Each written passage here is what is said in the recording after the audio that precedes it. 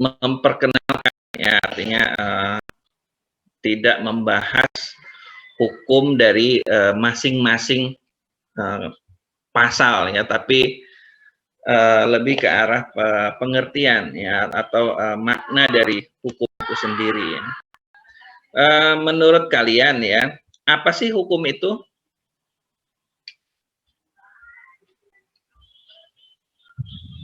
Ayo, ada yang mau kasih pendapat?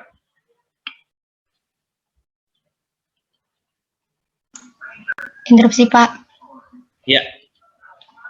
Ya, mohon izin. Terima kasih atas kesempatannya. Saya Giska Ramadianti. Mohon izin berpendapat. Menurut saya, hukum itu adalah suatu ketetapan dalam suatu negara atau organisasi, di mana dalam hukum itu kita diminta untuk menaati aturan dan ketetapan tersebut agar tujuan bersama dalam suatu negara atau organisasi itu bisa terjalin gitu. Terima kasih. Iya, boleh. Itu pengertian yang bisa dijadikan pengertian dari hukum. Ada yang lain mungkin punya pendapat lain?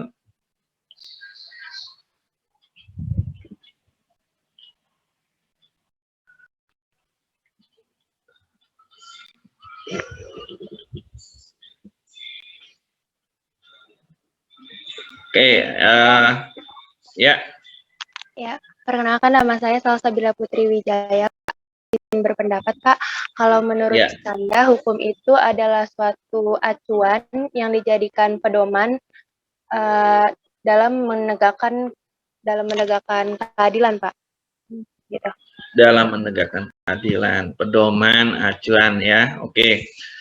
Ya, kurang lebih seperti itu, ya, hukum. Artinya kalau seandainya Bapak tanya pendapat dari kalian hukum itu apa dan kalian bisa menjawabkan, artinya kalian itu sebetulnya udah tahu sebenarnya hukum itu apa, gitu, ya. Karena apa? Kita itu memang dari mulai sadar kita sebagai insan, sebagai manusia, itu pasti kita udah diliputi oleh hukum, ya. Coba dari kecil,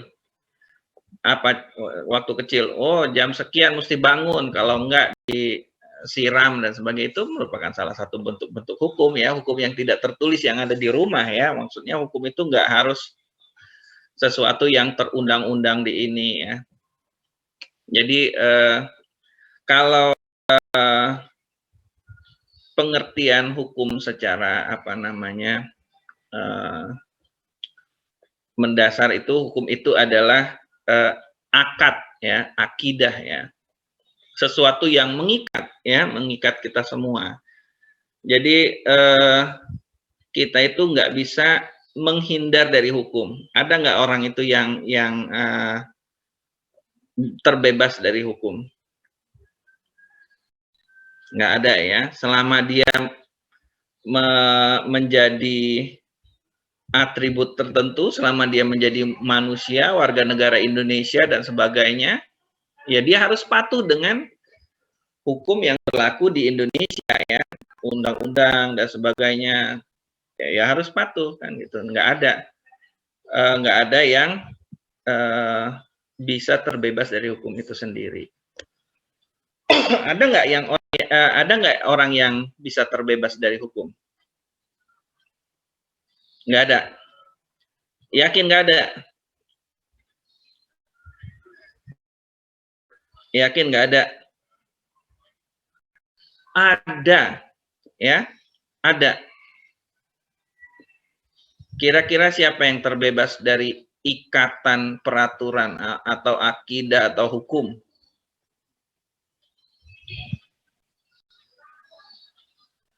Oh, nggak ada suaranya.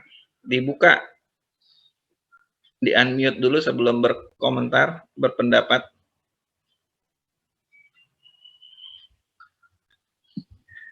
Ya, Mila mungkin dari tadi kayaknya mau kasih pendapat. Izin menjawab, Pak. Ya, oke. Ya, izin memperkenalkan diri, nama saya Fajariana Trimulia.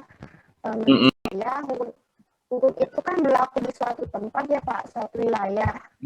Jadi untuk masyarakat yang di wilayah lain, contohnya saya memberi contoh, hukum di Indonesia itu tidak berlaku di warga negara lain gitu yang sedang tidak ada di Indonesia pada saat itu. Begitu Pak. Oke, tidak berlaku bagi warga negara lain ya. Kalau seandainya dia lagi di Indonesia ya dia harus berlaku juga lah. Apa warga negara lain itu apa namanya boleh melanggar lampu merah? Nggak boleh juga kan? Sama aja kan?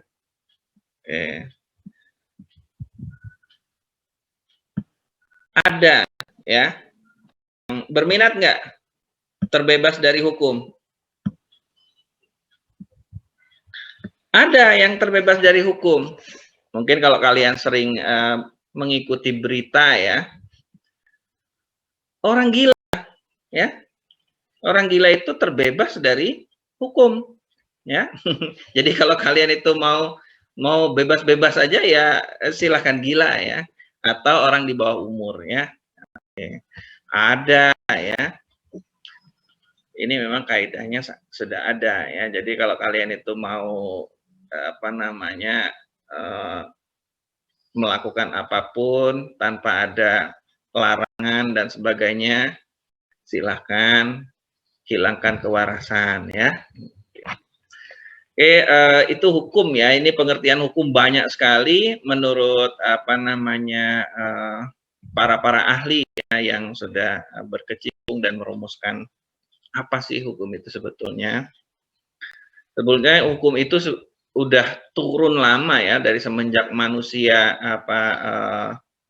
diciptakan sudah ada. Dari mulai Nabi Adam itu diciptakan tinggal di surga itu udah ada hukum.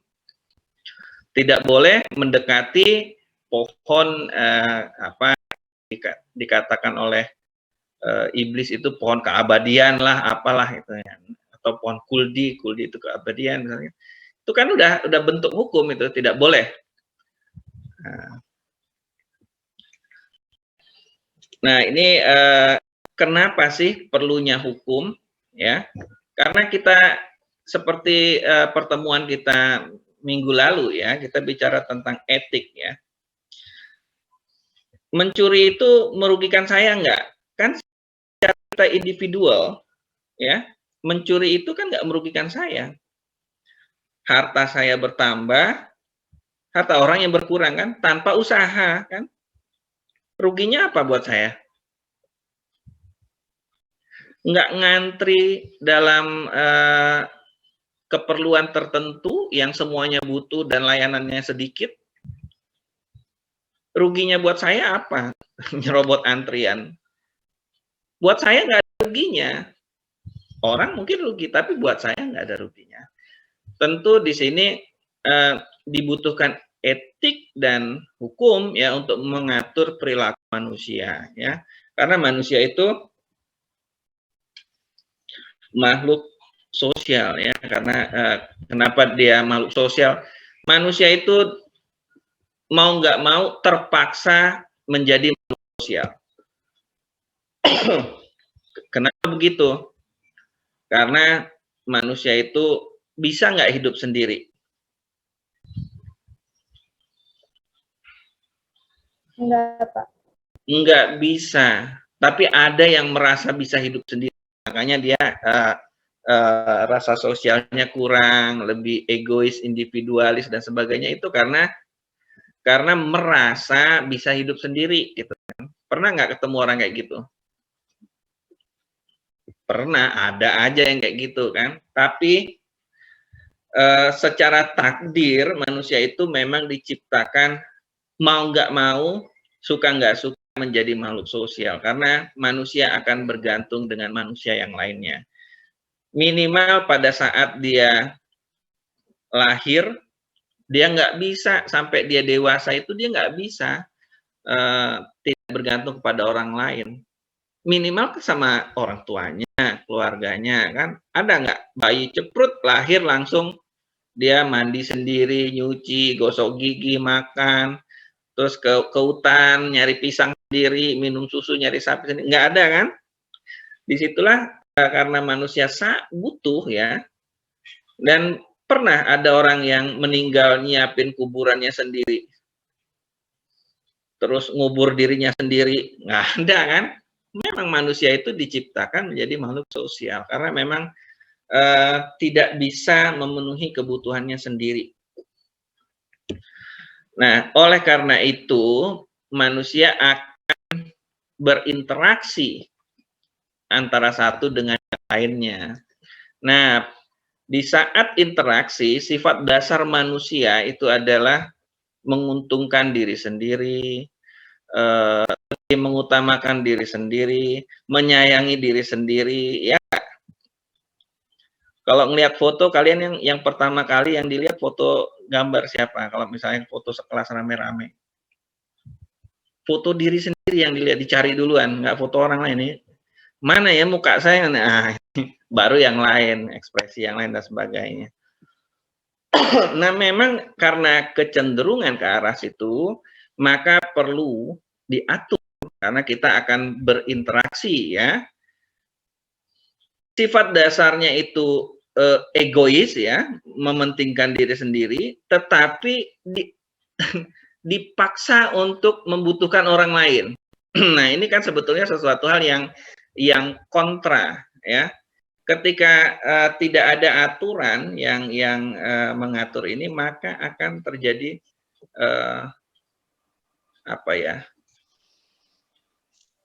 konflik atau ketidaknyamanan dalam hidup ya. Kalau seandainya tidak ada yang namanya etika dan hukum, pasti orang itu akan mengutamakan kepentingannya sendiri dan sebagainya ya. Jadi disinilah muncul hukum. Hukum itu bukan produk hari-hari terakhir aja, dari zaman dulu udah ada hukum, dari semenjak. Hukum itu sesuatu ilmu yang mungkin bisa dibilang paling tua kali ya, karena begitu manusia dilahirkan ya sudah langsung ada hukum di sana ya. Nah, karena manusia itu balik lagi kita lihat manusia itu makhluk sosial ya. Di sana harus ada hukum ya. Kalau enggak gimana berdiri ego-ego masing-masing itu ya, masing-masing mementingkan kepentingannya sendiri, akhirnya kan kacau ya, iya enggak? Gampang gini aja. Pernah ngalamin di suatu perempatan seketika lampu merah traffic light-nya itu rusak. Gimana? Macet ya? Ketemu hadap-hadapan, temu kepala. Nah, begini akhirnya stuck di tengah.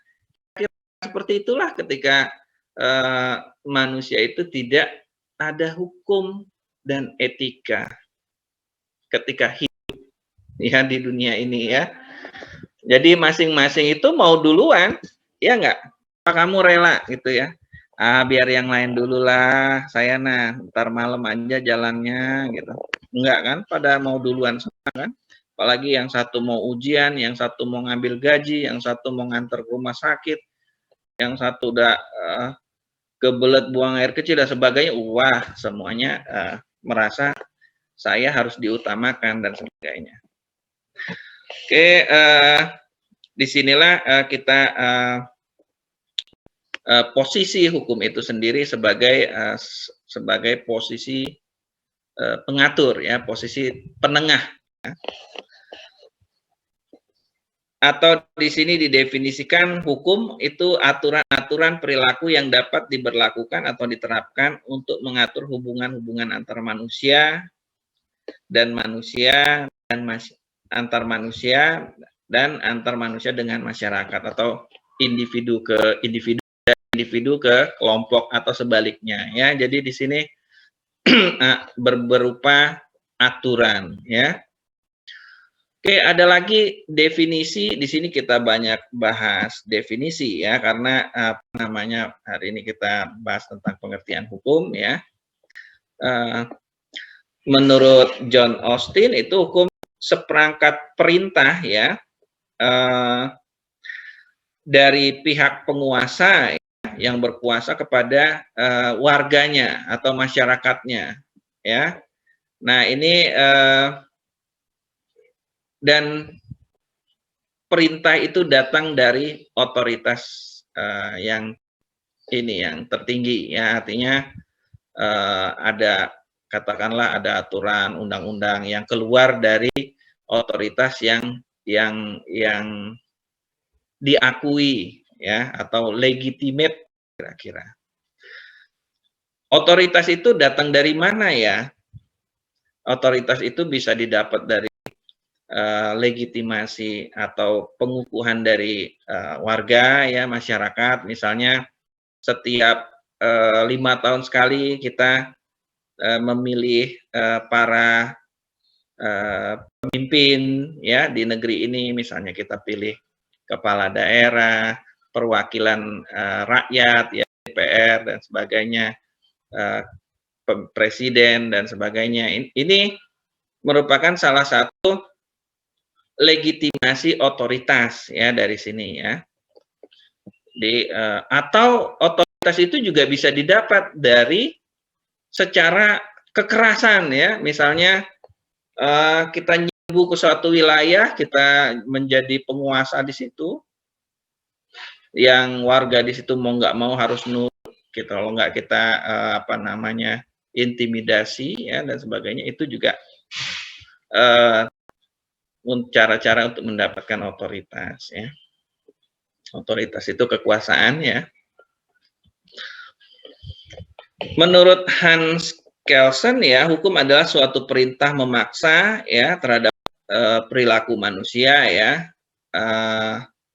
dan menetapkan sanksi-sanksi. Ya. Jadi hukum itu ada apa yang boleh dilakukan dan tidak, dan kalau tidak ditaati lengkap dengan sanksi-sanksinya ya. Ini menurut Kelsen ya. Dan pernah dengar supremasi hukum? Sering nggak? Biasanya kalau lagi politik memanas banyak kasus dari kita hargai supremasi hukum di berita-berita. Kalau kalian senang lihat berita, kalau nggak senang ya jarang dengarnya atau baca. Pernah dengar?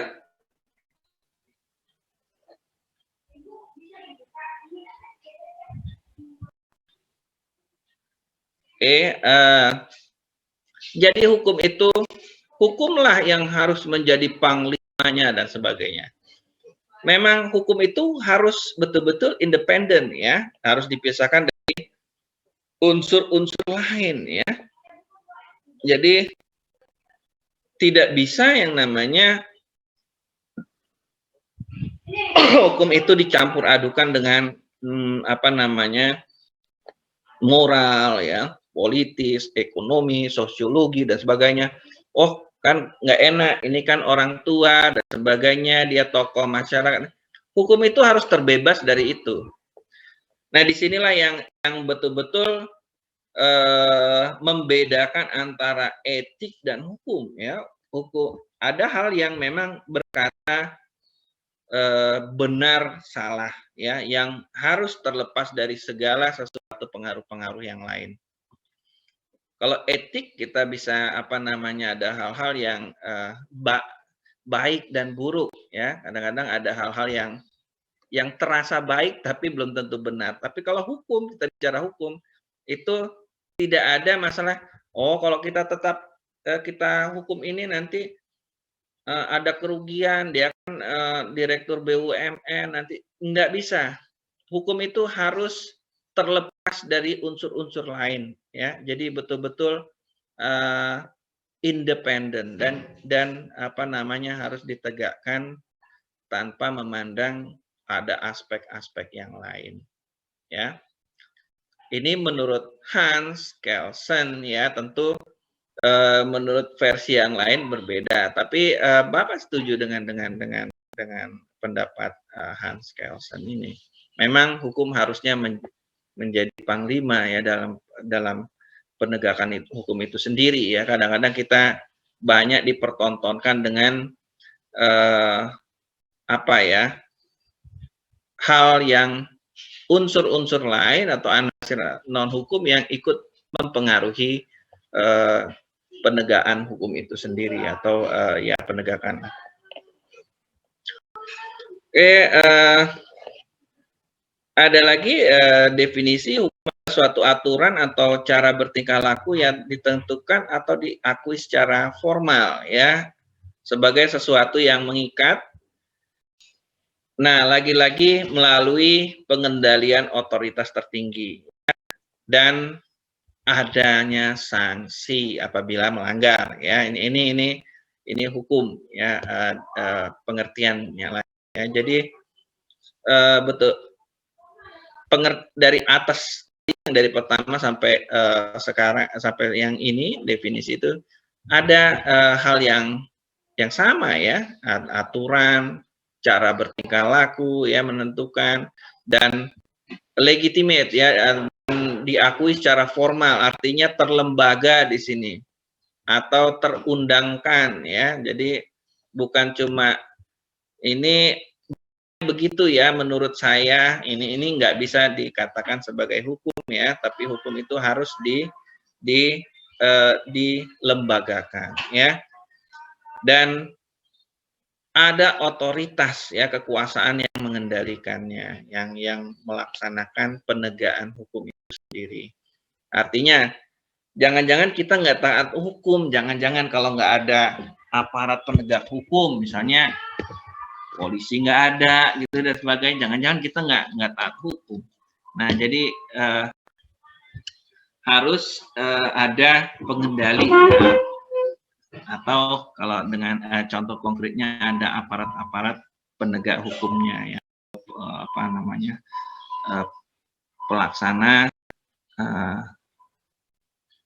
memastikan pelaksanaan hukum tersebut. Ini menurut Amin, ya, hukum kumpulan peraturan yang terdiri dari norma dan sanksi, ya, dengan tujuan ketertiban dalam kehidupan manusia, ya. Jadi supaya tidak kacau kita ini diatur seperti ini.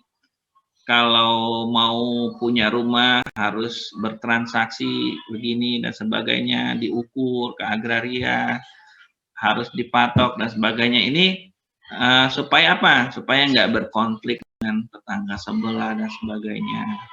Terus kalau lalu lintas gimana? Kalau merah harus berhenti, otomatis kita ngerem, yang lain boleh jalan, hijau kita yang jalan dan sebagainya. Jadi semuanya tertib. Semua aturan-aturan itu arahnya ketertiban, ya. Jadi aman dan tertib. Ya, tentu di sini apa namanya kita bisa merasakan sendiri, ya, dengan adanya hukum dan penerapannya kita merasa nyaman, ya, karena tegaknya keamanan dan ketertiban, ya. Contoh yang simple konkret aja, misalnya, ya, peraturan hukum lalu lintas misalnya.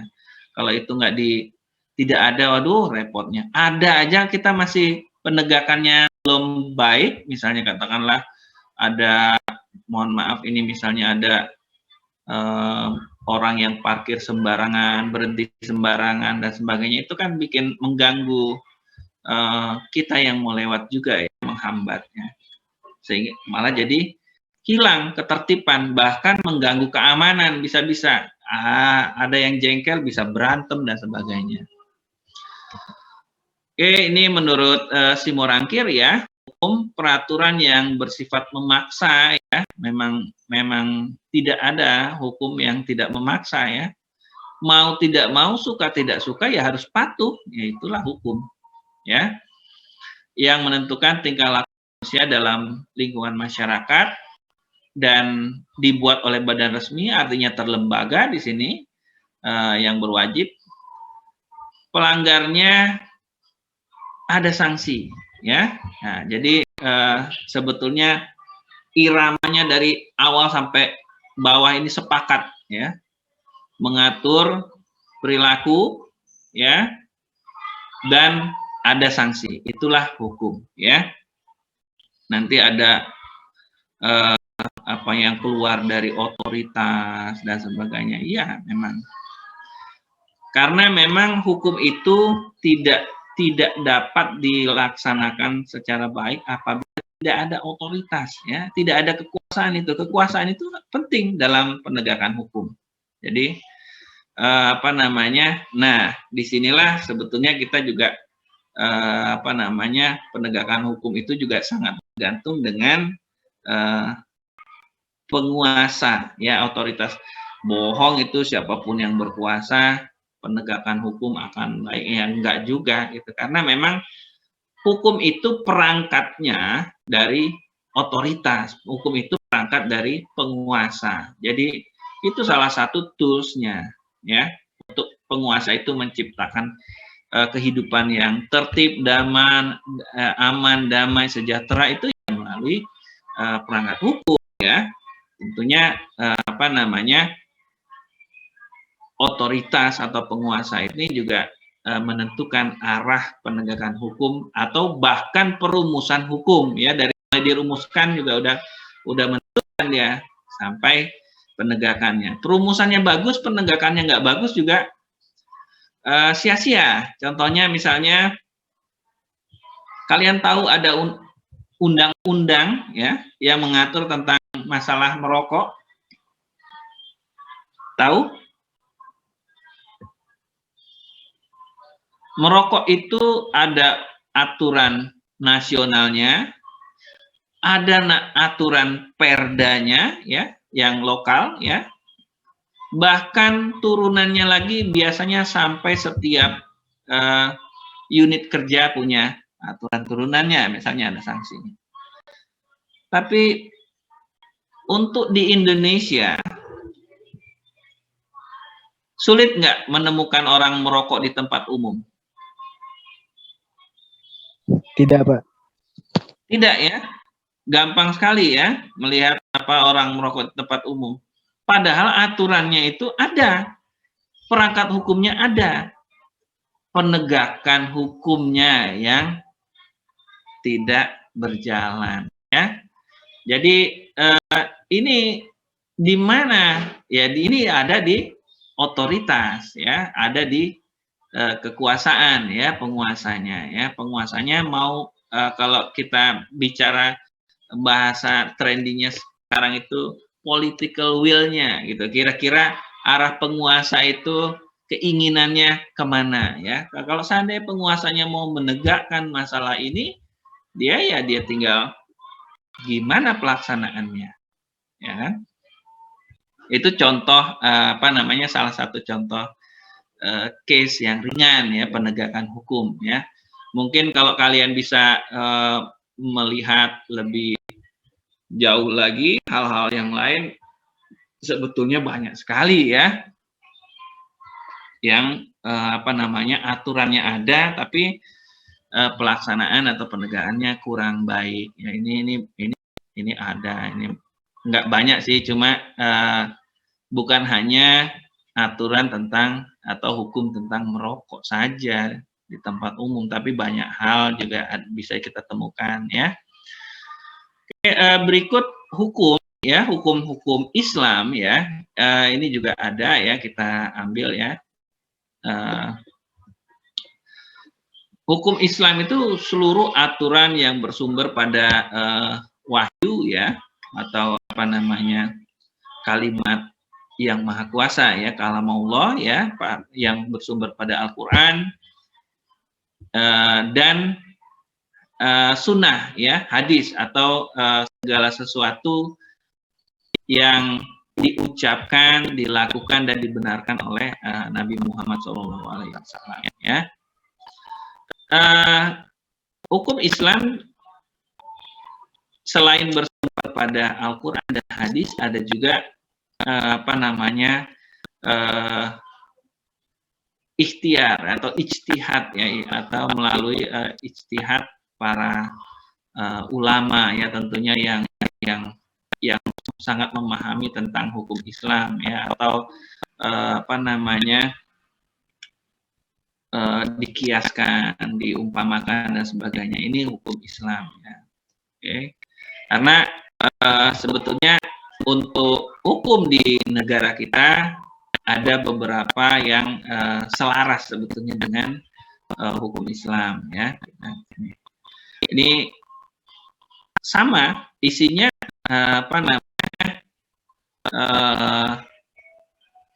aturan dan sanksi, ya. Nah, tentu tadi Bapak bicara di atas, hukum itu tidak bisa terlaksana dengan baik apabila penguasa atau otoritas ini juga tidak punya keinginan atau political will untuk melaksanakan, ya. Bahkan kalau hukumnya itu seperti hukum kita, ya, hukum hukum apa ya kita bilang, kita kan bukan hukum Islam, ya, hukum yang berdasarkan ijtihad, ya, bukan ijtihad yang Islam dari Quran dan Sunnah, tapi berdasarkan musyawarah atau demokrasi, ya, hukum yang dirumuskan bersama perwakilan rakyat, ya, itu juga dilaksanakan apabila otoritas tidak memiliki keinginan atau mungkin ada halangan yang besar untuk melaksanakan dengan alasan tertentu. Oke, padahal tadi di atas kita bicara hukum itu harus terlepas, ya, dari unsur-unsur yang lain. Memang hukum itu memang harusnya menjadi 5, ya, makanya ada supremasi hukum, ya. Oke. Kalau kesehatan yang utama, tapi hukum yang panglima, ya, karena apabila penerapan hukum yang perumusan yang kurang tepat dan penerapan yang buruk, itu akan akhirnya tadi gimana? Hukum itu maksud dan tujuannya untuk tertib, ya, aman dan sebagainya, itu nggak tercapai, ya. Oke. Nah, ini bahasanya juga kalau di Islam itu fikih, ya, hukum itu yang.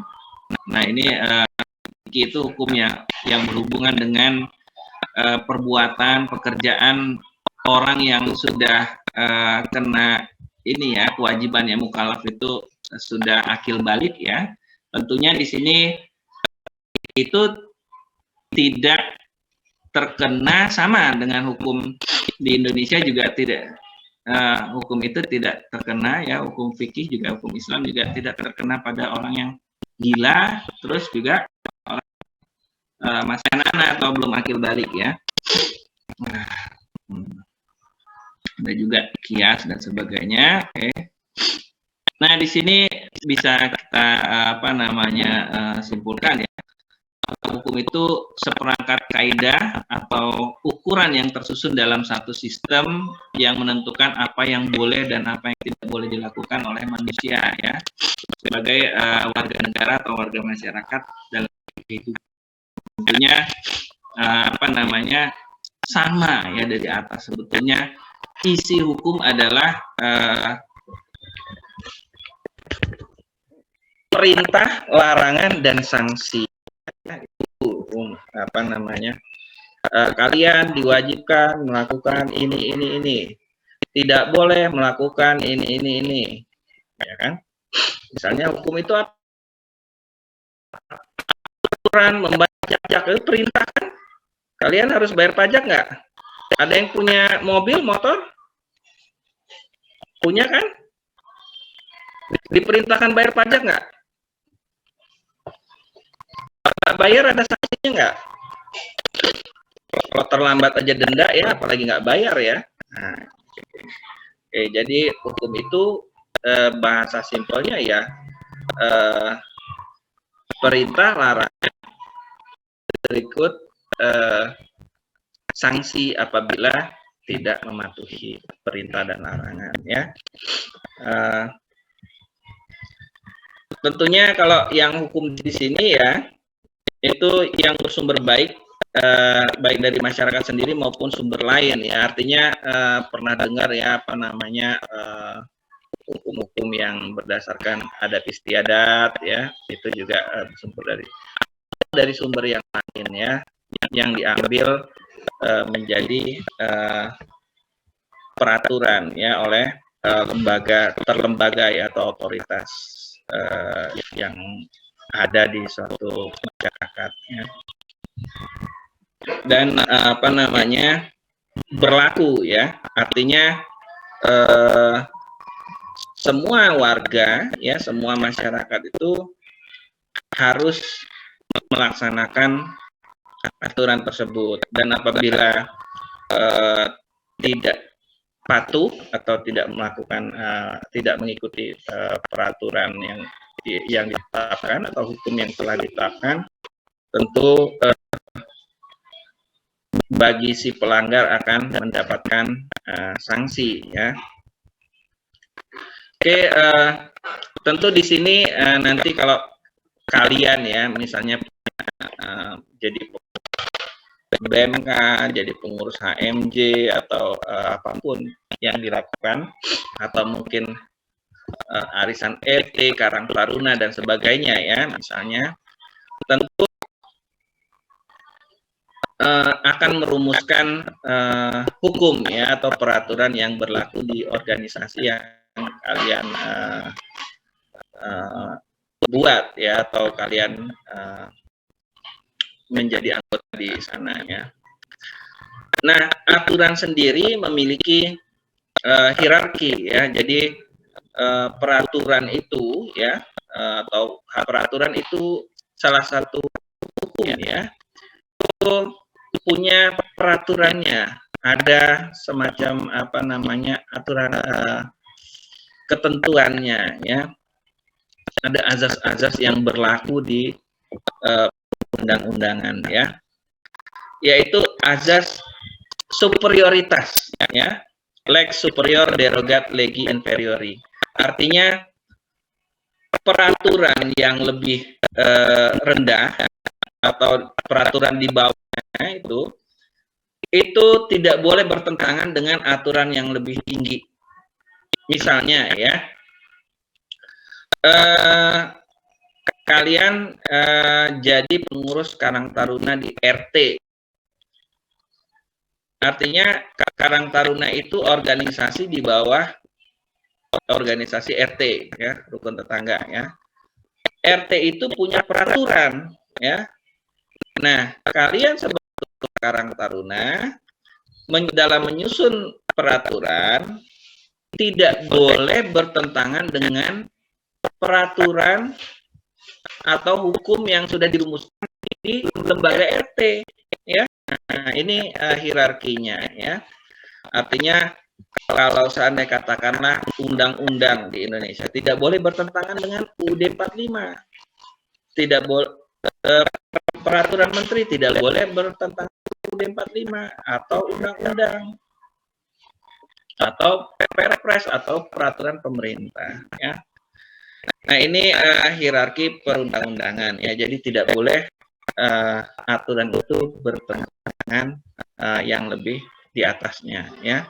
Seperti peraturan bupati tidak boleh bertentangan dengan peraturan gubernur atau peraturan negeri ya. Ini ada dasar hukumnya, yaitu Undang-Undang Nomor 10 Tahun 2004 Pasal 7 ya. Nanti kalian bisa cari sendiri. Jenis hierarki peraturan perundang-undangan ya, Pasal 7 nih ayat 1 dan 2. Jenis hierarki perundang-undangan itu yang paling tinggi ya, hukum di Indonesia yang menjadi apa namanya rujukan tertinggi itu adalah UUD 45 ya. Jadi segala peraturan yang ada di Indonesia tidak boleh bertentangan dengan UUD 45 ya. Undang-Undang Dasar Negara Republik Indonesia tahun 1945 ya. Kalian tahu nggak, hafal nggak UUD 45?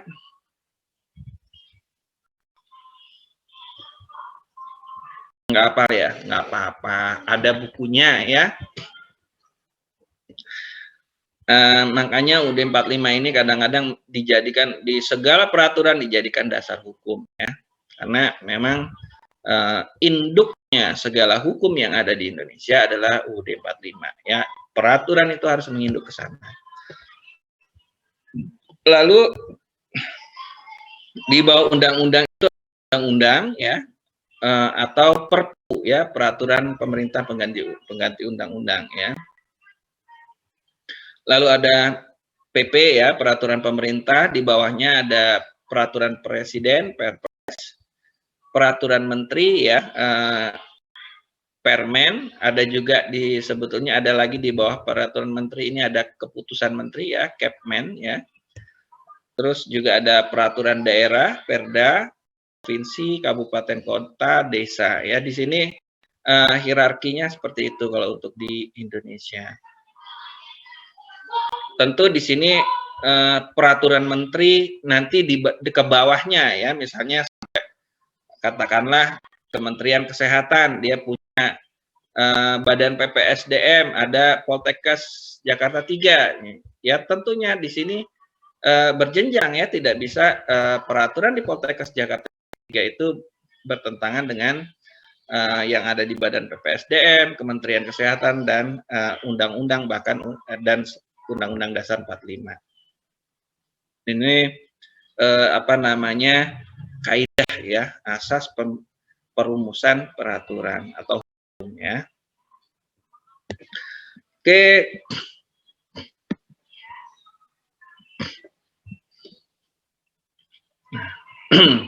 Nah, ini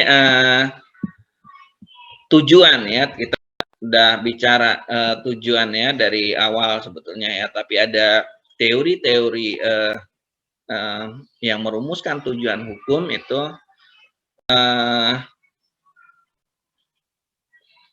sasaran dari hukum ya, tujuan hukum itu adalah mewujudkan keadilan ya. Ada yang mau kasih pendapat adil itu apa? Ayo.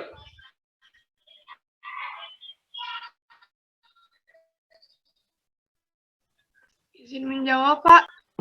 Ya. Perkenalkan, nama saya Askia Zahra. Kalau menurut saya, adil itu jadi dari semua pihak, nggak ada yang jadi sama-sama diuntungkan, nggak salah satu diuntungkan, atau lagi dirugikan, seperti itu, Pak.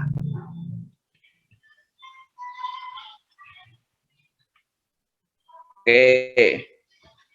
Semua diuntungkan, nggak ada yang dirugikan. Itu menurut Askia, ya? Iya, Pak. Mohon maaf kalau salah, Pak. Nggak apa-apa. Ini kan apa namanya, pendapat-pendapat itu nggak ada yang salah, nggak ada yang benar. Ada yang lain mungkin apa namanya mau kasih apa namanya opini atau pendapat tentang pengertian adil ya. Kalau teman kalian tadi bilang tidak ada yang dirugikan.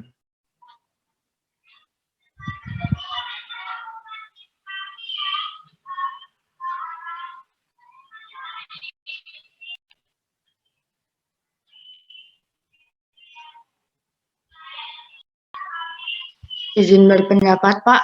Oke. Maka nama saya Melin Vanessa.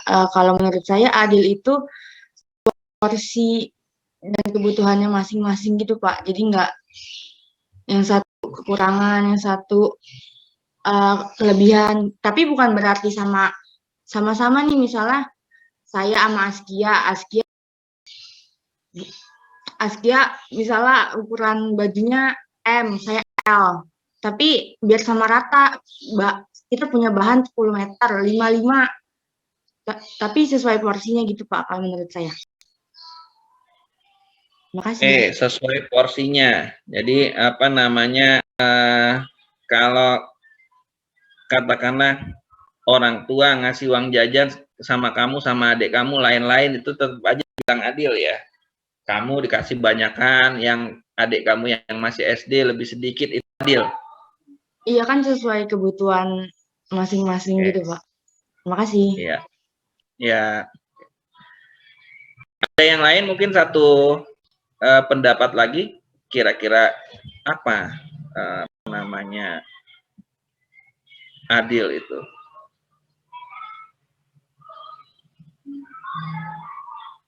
Izin menjawab, Pak. Ya.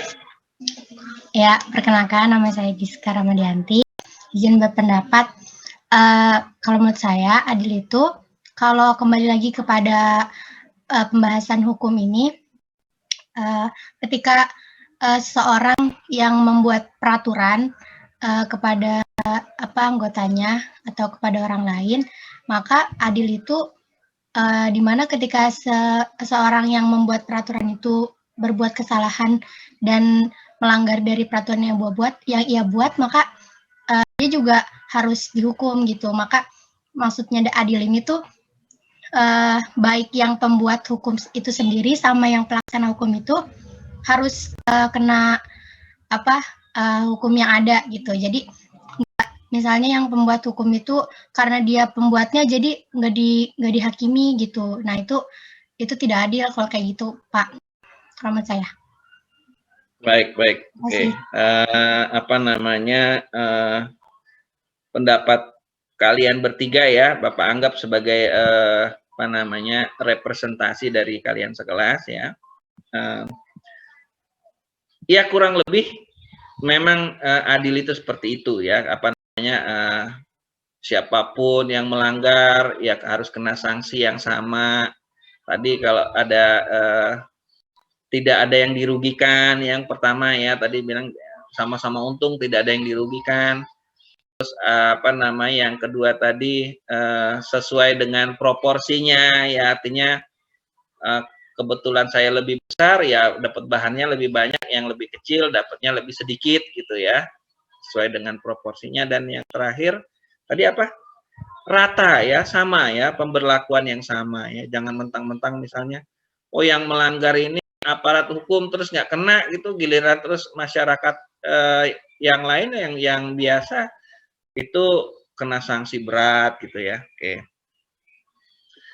Betul semua itu. Adil itu dasar katanya adalah adil ya, atau tidak seimbang atau tidak berat sebelah ya. Artinya objektif ya. Ketika ukurannya segitu ya sudah segitu, tidak ada penambahan pemberatan atau peringanan lain.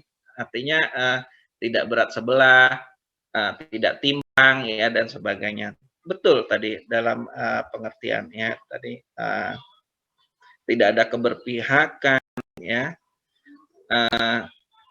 seimbang ya, adil itu. Makanya kalau kalian itu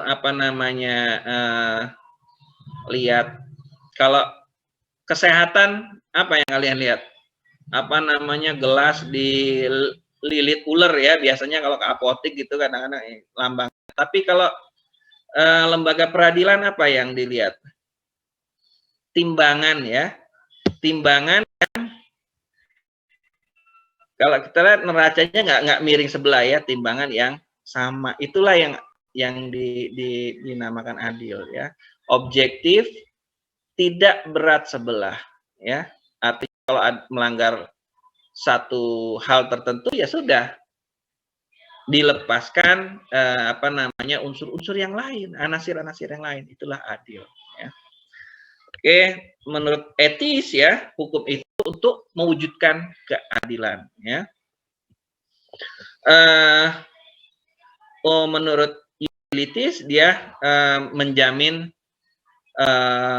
kebahagiaan, ya. Artinya apa namanya,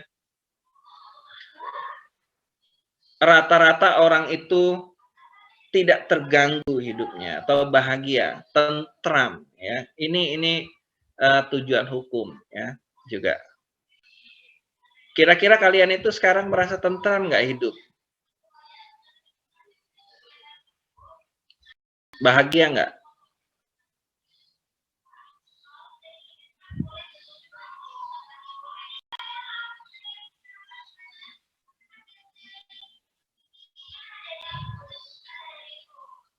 Oh, pada nggak ada komentar sih, nggak ada pendapatnya. Kalian sendiri merasakan hidup tentram dan bahagia nggak? Sebagai warga negara. Tentram, Pak. Tentram, ya. Jadi kalau kita lihat dari tujuan hukum itu menjamin kebahagiaan, ya, kebahagiaan dalam berkehidupan, ya, bagi warganya, ya. Artinya parameter penegakan hukum itu bisa dilihat dari tingkat proporsi atau juga tingkat kualitas kebahagiaan dari warganya, ya. Kalau semakin bahagia berarti ini memang hukumnya bagus, penerapannya juga baik. Ada juga apa namanya, teori campuran, ya. Tujuannya adalah ketertiban, ya. Jadi semuanya teratur, ya, apa namanya, tertib, ya, dan sebagainya. Ini teori campuran, ya. Ada yang adil, semata-mata adil, yang satu kebahagiaan, yang ini adalah adil dalam rangka mencapai dan tujuan dan akan terwujud masyarakat yang bahagia, ya, atau merasa sejahtera, ya. Tentunya hukum ini juga akan, kenapa apa namanya, tujuan berhukum itu juga ke arah sana, ya. Apabila perumusan dan penegakan hukum itu tidak baik, itu banyak orang yang terzolimi, ya. Tentu orang yang terzolimi itu bahagia nggak kira-kira? Tidak, Pak. Tidak bahagia, ya. Oke.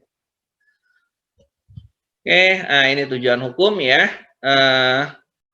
Itu untuk mencapai keadilan, ya. Tentunya kenapa dirumuskan seperti ini, kenapa apa namanya yang datang duluan dapat layanan duluan, itu kan adil nggak sih? Kalau misalnya kalau kalian itu datang ke Fasiankes, kan diambil ini, ya, apa namanya, kartu antrian nggak, ya, kartu antrian, ya. Kalau datang nomor 1 kan dapat kartunya nomor 1 kan? Apa dia punya mesin itu keluarnya random angkanya? Datang jam 6:30 pagi, datang masih sepi, keluar nomor 12. Ntar giliran orang yang datang ke-5 dapat nomor 1. Enggak, ya. Tentu itu tadi adil, ya. Datang duluan, dapat nomor antrian lebih awal, tentu dapat layanan lebih awal, ya. Ini apa namanya, salah satu wujud tujuan dari hukum, ya. Dan tujuan hukum juga ada kepastian, ya, kepastian dari berbagai hal, ya, atau kita kalau bahasanya itu kepastian hukum, ya, padahal sebetulnya bukan hukum, itulah yang pemastinya, ya, bukan kepastian hukum. Kalau kepastian hukum, kepastian pasti itu kan. Jadi ada kepastian dalam berbagai hal, ya. Misalnya kalau saya mau ngurus ini gimana? Oh, ini aturannya. Kalau saya melanggar ini gimana? Oh, ini ada aturannya.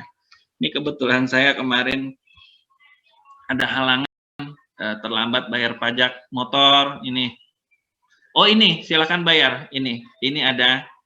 Jadi ada kepastian terhadap apa yang kita akan terima gitu, terhadap atau hak yang kita akan dapat atau kewajiban yang harus kita tunaikan atau sanksi yang mungkin yang harus kita terima. Ini tujuan dari hukum itu sendiri ya. Jadi kalian misalnya ada kan hukum yang berlaku sebagai mahasiswa kan? Ada di buku peraturan akademik kan ada ya. Tidak mengikuti perkuliahan sekian kali misalnya. Tidak boleh ikut ujian. Itu kan salah satu bentuk kepastian ya. Artinya begitu kalian ternyata lagi hobi bolos misalnya, bolos, wah kayaknya saya nggak bisa lulus tepat waktu ini. Udah ada kepastian di sana. Jadi ini kepastian hukum. Itu ya sifatnya jangan dilanggar ya kalau udah tahu kayak gitu ya. Atau ada aturan misalnya bagi IPK tertinggi gratis SPP misalnya, itu juga kepastian. Jadi kalian itu punya motivasi, pokoknya belajar gimana caranya dapat prestasi yang terbaik. Ini juga ada tujuan dari berhukumnya. Jadi ada kepastian terhadap suatu hal ya, atau kepastian hukum lah bahasanya. Ini tujuan dari hukum. Terus juga tujuan hukum juga tentu kemanfaatan dari hukum itu sendiri ya, atau daya gunaan ya. Tentu bayangkan ketika dunia ini dicabut hukum, kira-kira ya, menurut kalian ya, kalian bayangkan seminggu tanpa hukum, apa yang akan terjadi di dunia ini? Misalnya, baik nih misalnya ada di dunia ini punya otoritas tertingginya, satu lembaga atau penguasa, mencabut seluruh aturan yang ada, boleh dilanggar, boleh ini, pokoknya dicabut selama 1 minggu. Apa yang akan terjadi kira-kira? Nggak usah lama-lama, 1 minggu aja.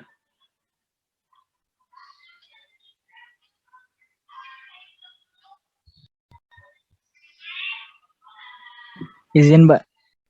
Ya. Perkenalkan, Pak, nama saya Zahid. Izin coba jawab. Kalau menurut saya misalnya kasusnya kayak gitu berarti bakal ada apa ya, kayak kacaunya dunia gitu, Pak. Jadi mereka memang kelompok yang sudah kuat bisa artian dalam negara ataupun kelompok-kelompok biasa tuh bakal dalam waktu seminggu itu bisa memperkuat diri mereka sendiri, yang bagi mereka yang emang lemah itu bakal bisa hancur atau bahkan dikuasai dengan tanpa adanya hukum yang melindungi mereka, karena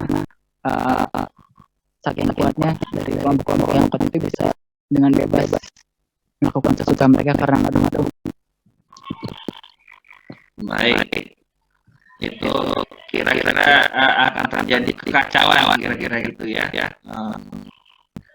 Kemudian satu lagi pendapat, gimana kira-kira apabila seumpama ada otoritas tertinggi di dunia ini mencabut hukum selama 1 minggu. Jadi selama 1 minggu tidak ada sanksi, tidak ada aturan, terserah dicabut, namanya hukum, nggak ada itu. Apa yang akan terjadi kira-kira?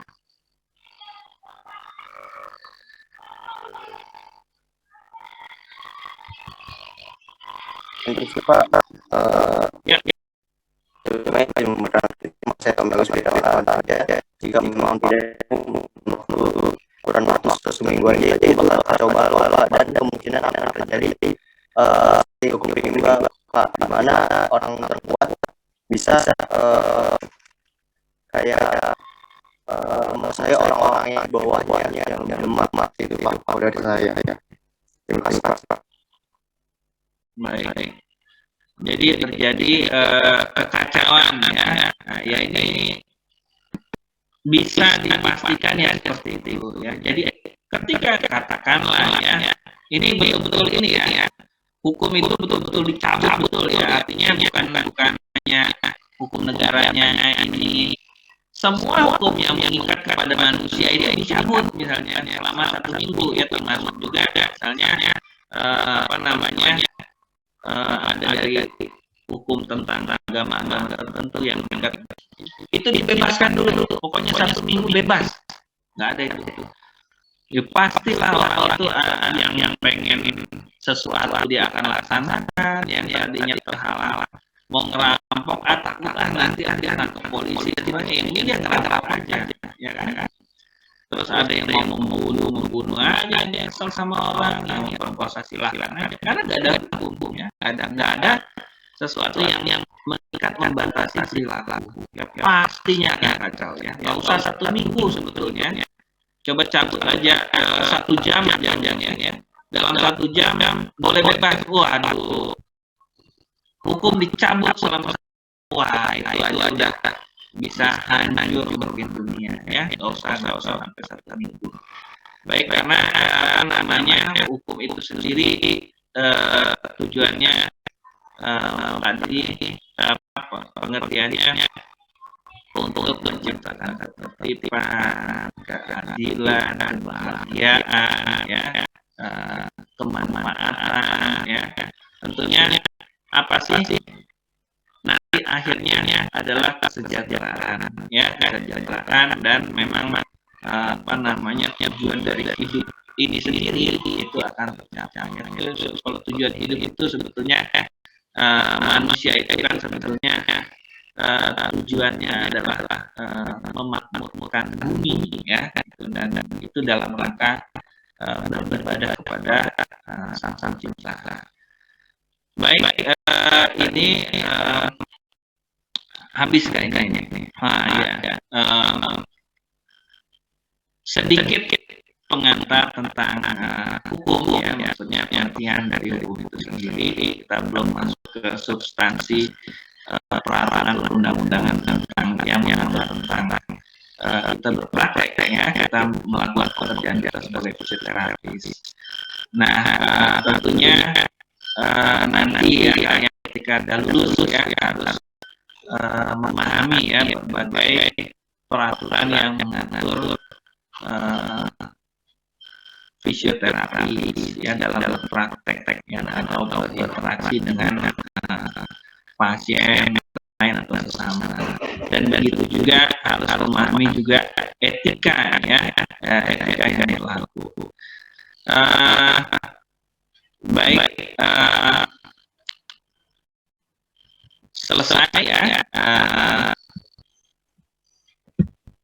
pengantar dari Bapak. Nah, kalau seandainya ada hal-hal yang mau didiskusikan, ya, tentang pengertian hukum, ya, kita boleh diskusi tentang hukum.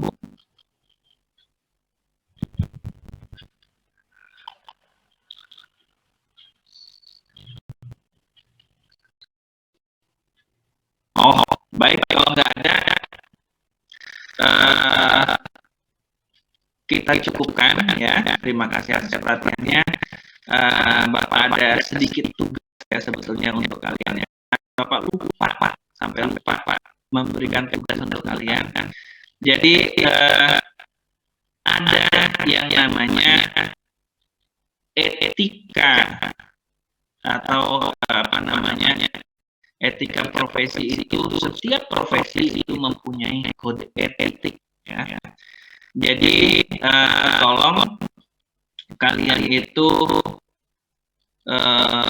resumekan, ya, etik fisioterapi yang terakhir, ya, itu adalah 2019 kode etik fisioterapi.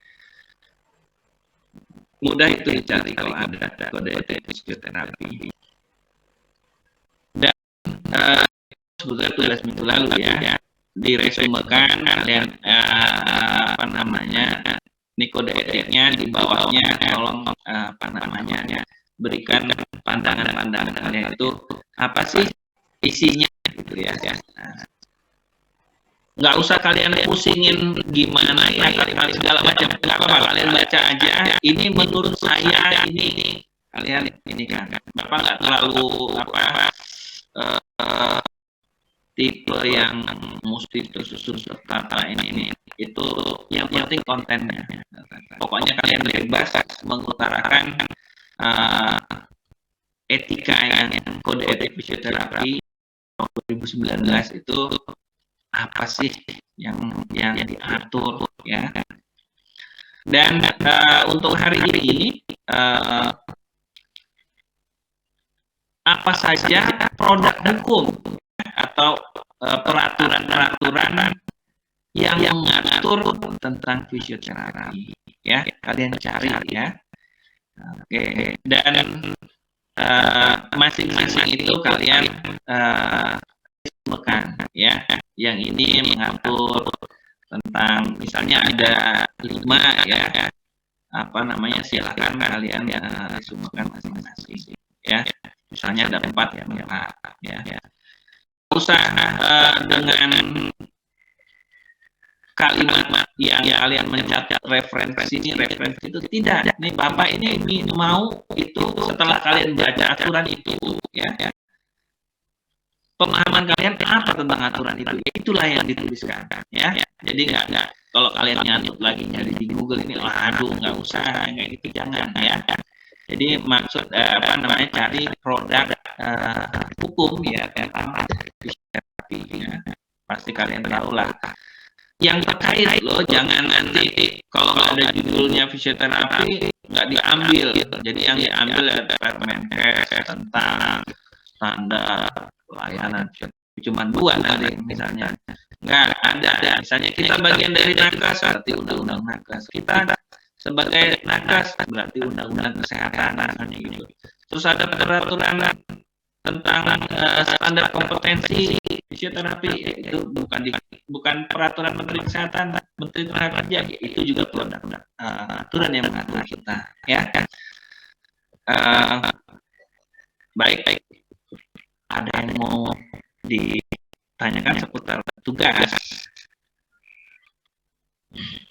Interupsi Pak. Ya. Perkenalkan, nama saya Mas Satria. Izin bertanya Pak, untuk yang tugas ini deadline-nya kapan? Kenapa? Deadline-nya kapan Pak? Deadline-nya itu minggu depan ya. Keduanya minggu depan ya Pak? Keduanya minggu depan. Yang satu kan cuma dikit, cuma etika aja. Cuma satu yang perlu kalian kasih apa namanya pendapat ya. Kalau yang hukum memang ada beberapa ya. Ada lagi ya? Izin bertanya, kalau untuk tugasnya dikirim di mana? Tugasnya kirim ini aja ke kelas ini, nggak ada WA-nya ya, nggak ada ya. Oh gini aja, kirim ke Bapak aja, ke kalau jangan satu-satu ya, nanti kirim tapi bentuknya folder nggak bisa. Google Drive atau apa gitu ya, bisa ya dibuat gitu ya. Nanti Bapak ngeceknya tinggal buka link gitu. Baik Pak. Ya biar nanti nggak repot. Interupsi Pak. Ya. Gimana?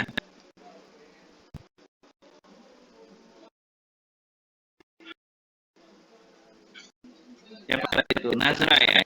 Bukan?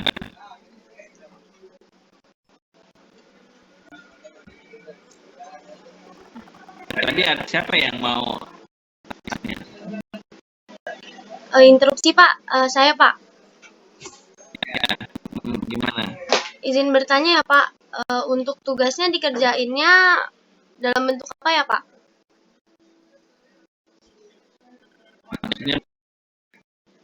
Maksudnya di Word atau ditulis tangan gitu Pak?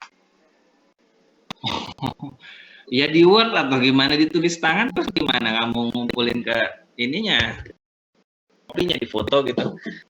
Di Word aja ya, jangan nanti apa namanya kalian tulis tangan, karena tulis tangan gini ya, Bapak juga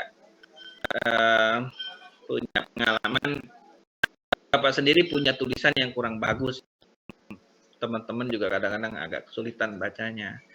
Jadi kalau di Word kan itulah salah satu bentuk keadilan ya kan, semua akan berbentuk sama kan? Ketika sama-sama bisa dibaca. Nanti mungkin tulisan kamu bagus, teman kamu yang lain, aduh, susah dibaca, nanti repot. Di Word aja ya. Kalau gini, kalau peraturannya itu kan apa namanya? Biasanya kalau kamu download kode etik atau peraturan itu kan bentuknya PDF ya. Nanti PDF-nya apa, Word-nya sendiri. Yang apa namanya, resume tentang yang PDF-nya, aturannya, undang-undang atau peraturan menteri, nanti dibuat aja di Word aja, diketik. Dan ketik ini betul-betul pandangan pribadi ya, artinya bukan kamu bukannya yang mengutip dari si A, si C, enggak. Yang jurnal ini enggak. Sebetulnya ini untuk apa namanya, justru melihat sebetulnya apakah peraturan ini bisa pahami baik gitu Bang, secara umum. Jadi apa namanya, kalau kalian misalnya ternyata aturan ini enggak gitu maksudnya. Ini bukan salah kalian yang baca, bukan, tapi mungkin salah yang menggunakan kalimat dalam peraturan itu. Ya, itu sebetulnya yang kita mau lihat.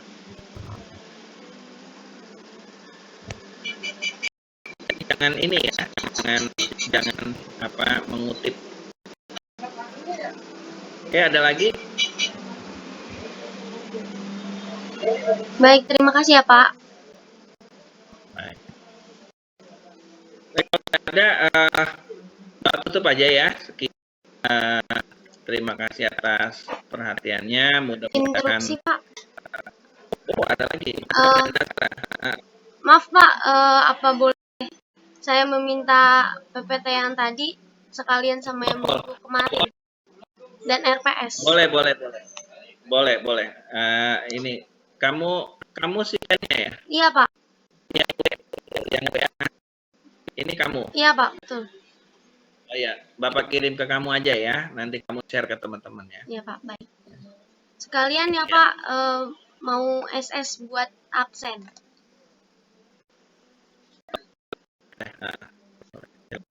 Teman-teman on cam semua ya. Slide 1. Slide 2.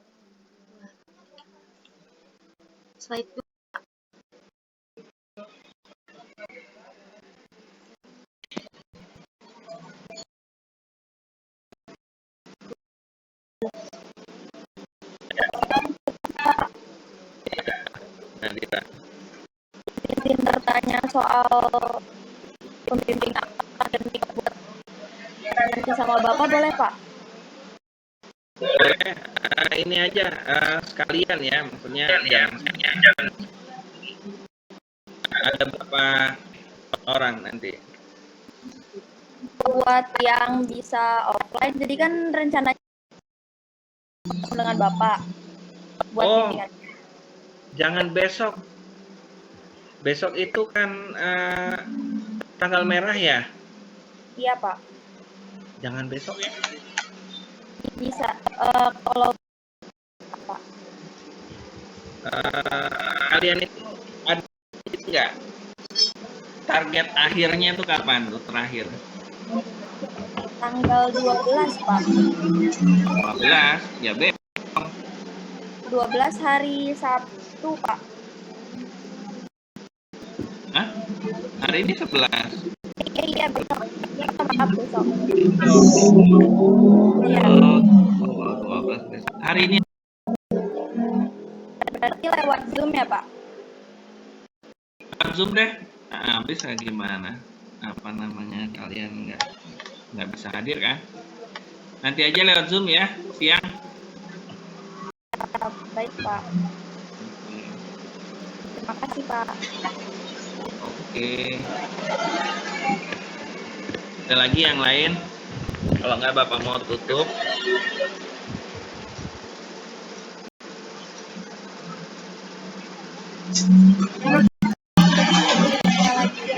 Ya. soalnya siang untuk semester 2 masih ada mata kuliah. Gak apa-apa, nanti kalian kasih tahu aja jam berapa bisanya, sepakat aja jangan sendiri-sendiri ya, biar nanti sekalian Ya,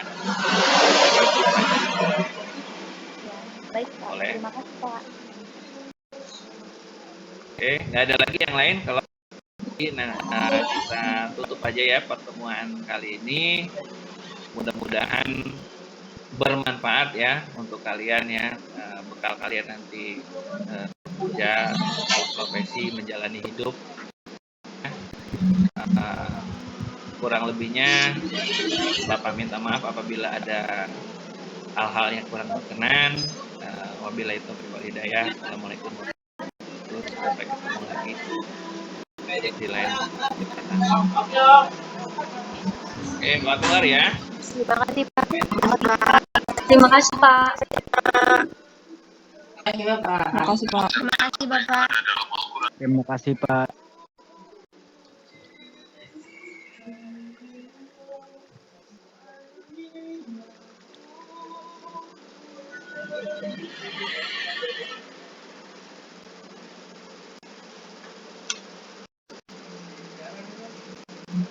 Guys, jangan lupa nanti tengah ya. Pakai baju yang rapi, pakai gesper, pakai masker. Semangat. Sip. Iya. Guys, izin nih, Assalamualaikum. Salam.